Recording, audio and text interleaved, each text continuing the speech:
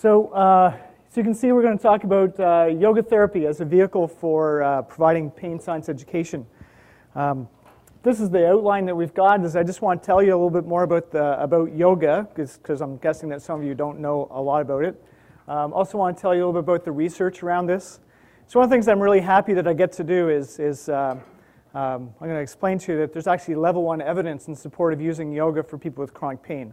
I'm also going to tell you about the gaps around that evidence, but it's sort of neat to work in a world where I get to integrate two different things that have level 1 evidence. So we have pain science education and yoga for people in pain both have that, which I'll try to explain a little bit more. And I want to talk about how we can integrate these two things together. But I want to make sure you understand is that I'm not just a yoga guy, I'm a clinician, I'm an academic. So yoga is a vehicle that I think that we could use to try to integrate what we're doing around pain neuroscience education with our patients. And I think really the idea here is how do we get beyond just talking to our patients? You think about cognitive behavioral therapy. Well, I think we are the cognitive behavioral therapists because we get to actually do things with people's bodies to change their physical behavior. And that's what I think makes these things stick a lot. Oftentimes, I think what we do is we treat our patients like we think our patients learn like we do.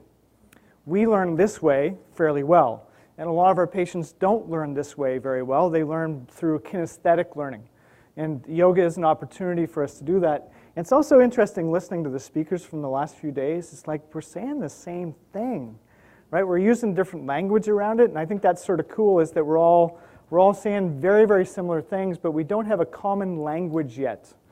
Right, and it'll be sort of fascinating to see how that works as we go along. So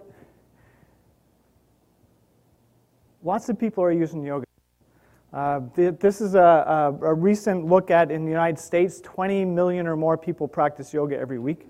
I know the Yoga Journal, if you read Yoga Journal a few years ago, they actually said that 65 million people were doing yoga every week. But we just found out that that really wasn't all that accurate. They sort of overestimated things, as you can expect they might do. But anyway, so a lot of people are actually using yoga for exercise, and people are starting to come to yoga as a complementary medicine. Well, some people are using it as an alternative medicine, right? They're saying, I don't want that other stuff, we'll go over here. And I think we really need to figure out how to integrate this in. We even have the American Pain Society and the American Medical Association recommending yoga for people who have low back pain. So there's a recommendation that was from Chu, I think it was 2008 came out. So there's this move to try to integrate this. So we need to understand a little bit better. So I just want to make sure you understand a little bit better. So yoga affects the body, which is what most people see yoga as, is something that's there to do something about your body, to line you up, to make you stronger, to make you more flexible. But yoga also works on the mind. So it has a lot to do with introspection and interoception, and it teaches about concentration and mindfulness. And then also has to do with your spirit, which is a word that we all sort of hesitate around using. What exactly is this thing? But you could think of it as the purpose, the meaning of life to you. Right? It doesn't have to be about a religious, spiritual practice. It really has to do with more of these things, calm and peace. And as you've heard from some of the presenters, finding a sense of calmness and peacefulness is often a really great way to move therapy forward, that a lot of our action-oriented patients aren't there yet, right?